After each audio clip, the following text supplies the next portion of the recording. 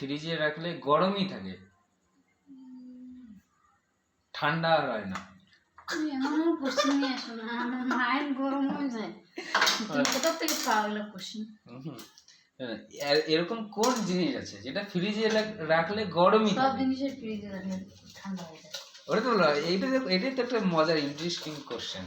এমন কোন জিনিস আছে যেটা ফ্রিজে রাখলে গরমই থাকে? ওটা হইলো লাইন। কি?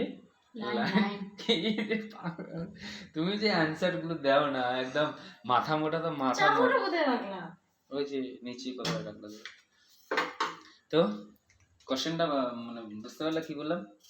এমন কোন জিনিস আছে ফ্রিজে রাখলেও গরমই থাকে, ঠান্ডা হয় না? কি